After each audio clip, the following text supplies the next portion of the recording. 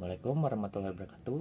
Saya Raga beserta rekan saya Naila dari 123. Di sini kami akan menjelaskan bab 5 yaitu adalah praktik gotong royong dalam kehidupan masyarakat Indonesia. Simak video berikut. Sebelum ke materinya, apa itu gotong royong? Nah, di sini ada cuplikan yang disampaikan oleh Soekarno. Berdasarkan cuplikan pidato tersebut, gotong royong merupakan usaha bersama yang dinamis untuk mencapai kepentingan bersama dan telah menjadi kepribadian bangsa Indonesia. Nilai ini berakar kuat dalam kehidupan masyarakat di berbagai daerah dan mencerminkan kebersamaan, keberagaman, serta persatuan sesuai dengan sila ketiga, Pancasila. Sejak dahulu, gotong royong telah menjadi perilaku masyarakat Nusantara dalam menyelesaikan berbagai permasalahan hidup.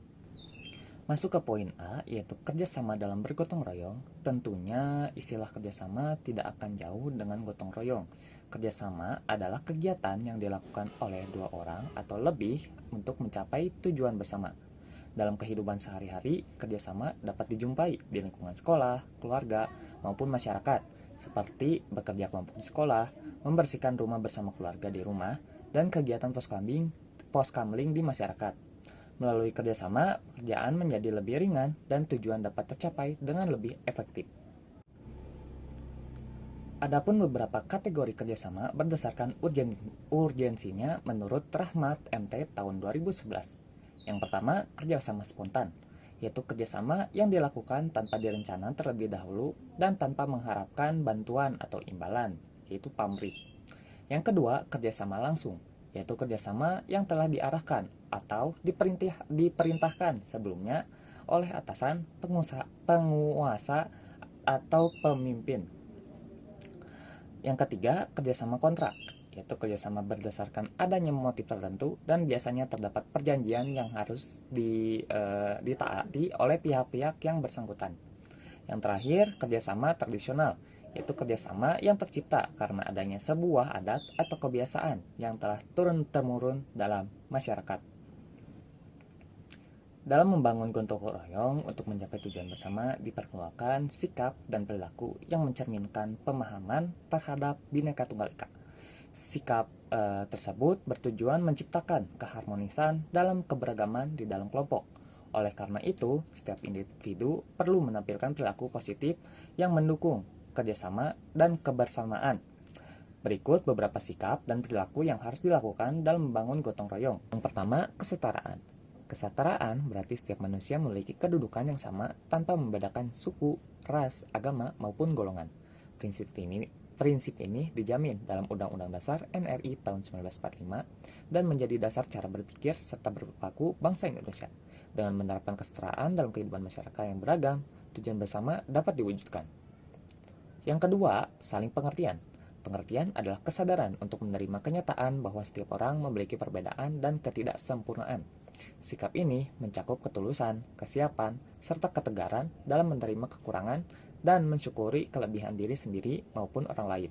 Saling pengertian tumbuh dari sikap yang menghargai sehingga perbedaan dapat diterima sebagai bagian dari kehidupan. Perilaku yang dapat diterapkan antara lain berpikir positif, menghindari sikap individualisme, melakukan introspeksi diri, meningkatkan kepekaan, serta menumbuhkan sikap sadar, tulus, toleransi, dan tegas. Yang terakhir, toleransi. Sikap toleransi adalah kesediaan untuk menghargai dan menerima perbedaan pendapat, keyakinan, serta pandangan orang lain dengan penuh kesabaran dan lapang dada. Toleransi berperan penting dalam membangun kerjasama, menciptakan keharmonisan dalam keberagaman, serta mewujudkan persatuan dan kesatuan sesuai dengan nilai sila ketiga Pancasila, yaitu Persatuan Indonesia. Masuk ke poin B, yaitu nilai gotong royong dalam kehidupan masyarakat Indonesia. Gotong royong merupakan nilai luhur yang mencerminkan semangat kebersamaan masyarakat Indonesia dan telah hidup dalam berbagai budaya daerah, seperti ngayah di Bali, masohi di Maluku, gemohing di NTT, dan liliuran di Sukabumi. Nilai ini menunjukkan kesadaran untuk saling membantu secara sukarela demi kepentingan bersama. Dalam masyarakat Indonesia yang beragam, gotong royong menjadi wujud persatuan, rasa saling memiliki, dan saling menghormati guna menciptakan kehidupan sosial yang harmonis. Dalam prakteknya, terdapat nilai-nilai yang dapat dirasakan dalam melakukan praktek tersebut, seperti nilai kebersamaan, nilai persatuan, nilai rela berkorban, dan nilai tolong-menolong. Selanjutnya kita masuk dalam bagian yang C, yang dimana yang pertama tuh ada makna. Jadi maknanya tuh bukan hanya secara konsep doang, kita tuh harus melaksanakan atau menjalankan hal itu dalam kehidupan sehari-hari. Nah, yang kedua tuh ada contoh dalam bermasyarakat. Nah, aku ambil dalam daerah Sulawesi Selatan. Nama tradisinya tuh tradisi Mapole di Bola. Nah, di mana mereka tuh kayak mengangkat rumah secara bersama-sama, jadi kayak dari satu tempat ke tempat yang lain gitu, kayak gitu. Nah, tradisi itu kayak menunjukkan kita tuh kebersamaan warga dan juga tidak mementingkan orang lain daripada mementingkan kehidupan pribadi gitu. Dan juga tuh kayak melestarikan budaya lokal.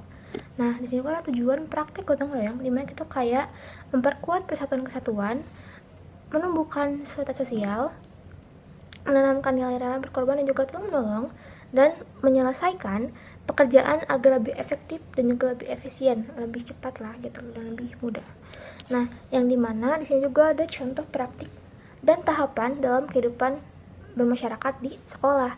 Nah, contohnya tuh seperti itu, kayak menghias kelas, kayak membersihkan ruang kelas bersama, menjaga kebersihan lingkungan, dan juga kayak menciptakan kantin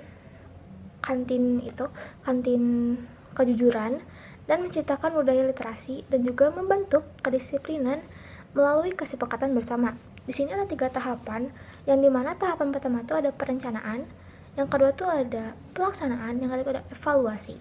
Nah, selanjutnya di situ ada makna dalam kebersamaan itu. Jadi maknanya tuh agar mencakup kerjasama, solidaritas, kepedulian sosial, tanggung jawab, dan juga sikap rela berkorban dan tolong menolong untuk orang lain. Jadi itu kayak tidak hanya peduli dengan diri sendiri, tapi itu kayak harus peduli dengan orang lain juga.